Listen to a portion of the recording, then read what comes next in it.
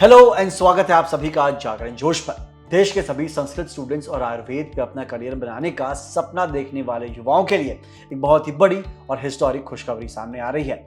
अब सिर्फ ट्रेडिशनल पढ़ाई करने वाले ही नहीं बल्कि संस्कृत भाषा से पढ़ाई करने वाले स्टूडेंट्स भी डॉक्टर बन सकेंगे। सेंट्रल संस्कृत यूनिवर्सिटी यानी CSU नई दिल्ली ने आयुर्वेद गुरुकुलम का ऑफिशियल नोटिफिकेशन जारी कर दिया है। इसके तहत अब 10वीं पास कैंडिडेट्स भी नीट यूजी जैसा एक एंट्रेंस एग्जाम देकर 7.5 साल का इंटीग्रेटेड BAMS कोर्स कर सकते हैं और आयुर्वेद डॉक्टर बन सकते हैं। दोस्तों, इस नई परीक्षा को नीट प्री आयुर्वेदा यानी नीट PA 2026 का नाम दिया गया है।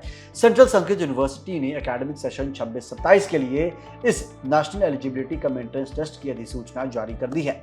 इस एग्जाम के जरिए 10वीं पास करने वाले स्टूडेंट सीधे प्री आयुर्वेद कोर्स में एंट्री ले सकेंगे और आगे चलकर bachelors of Ayurveda medicine and surgery यानी BAMS, जिसे BAMS भी कहा जाता है, की पढ़ाई पूरी कर डॉक्टर बन सकेंगे।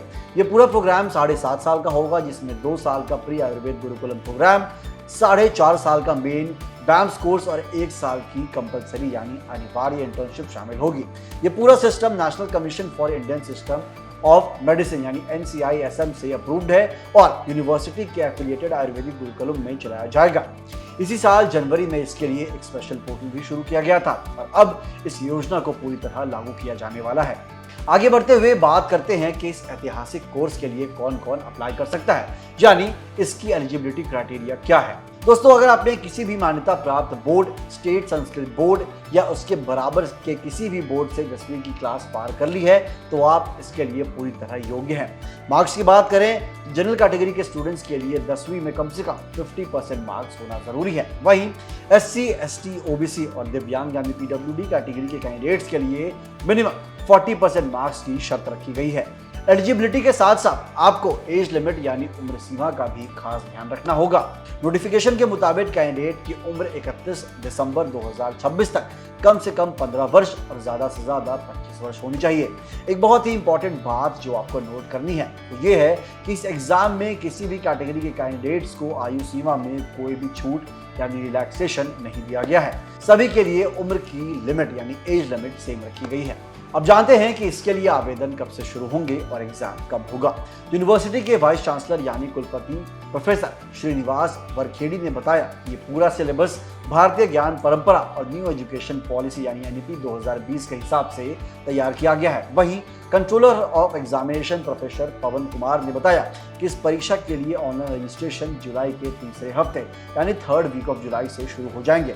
इसके बाद इसकी प्रवेश परीक्षा यानी एंट्रेंस एग्जाम अगस्त के आखिरी हफ्ते या सितंबर के पहले हफ्ते में देश के अलग अलग एग्जाम सेंटर्स पर कंडक्ट कराई जाएगी। दोस्तों, अब सबसे जरूरी बात है कि इस परीक्षा का पैटर्न और सिलेबस क्या होगा। नीट PA परीक्षा पूरी तरीके से ऑफलाइन होगी, यानी आपको AMR शीट पर आंसर्स मार्क करने होंगे। इस पेपर को हल करने के लिए आपको 150 मिनट्स यानी 2.5 घंटे का समय मिलेगा। पूरे प्रश्न पत्र में कुल 120 मल्टीपल चॉइस क्वेश्चन यानी MCQs पूछे जाएंगे और हर सही जवाब के लिए 1 नंबर मिलेगा। सबसे अच्छी बात यह है कि इस परीक्षा में कोई नेगेटिव मार्किंग नहीं होगी, यानी आप बिना किसी डर के सारे सवाल अटेम्प्ट कर सकते हैं। स्टूडेंट्स की सुविधा के लिए ये एग्जाम 3 भाषाओं यानी 3 लैंग्वेजेस में होगा और वो है संस्कृत, हिंदी और अंग्रेजी यानी इंग्लिश। यूनिवर्सिटी ने इसका सिलेबस भी डिटेल में जारी कर दिया है, क्योंकि ये कोर्स खासतौर पर आयुर्वेद और संस्कृत बैकग्राउंड को जोड़ता है। इसलिए इसके सिलेबस में संस्कृत वाक्य, पुराण, इतिहास, व्याकरण, दर्शन और भारतीय ज्ञान परंपरा यानी IKS से जुड़े अलग अलग विषयों को शामिल किया गया है। तो फिर मेरे प्यारे दोस्तों, अगर आप भी 10वीं के बाद सीधे मेडिकल लाइन में जाकर आयुर्वेदिक डॉक्टर बनना चाहते हैं तो जुलाई के तीसरे हफ्ते से एक्टिव होने वाले पोर्टल पर जाकर अपना रजिस्ट्रेशन जरूर कर लीजिएगा। करियर और एजुकेशन से जुड़ी ऐसे ही हर बड़ी अपडेट के लिए जुड़े रहिए हमारे चैनल जागरण जोश के साथ। मिलते हैं अगली वीडियो में। जय हिंद।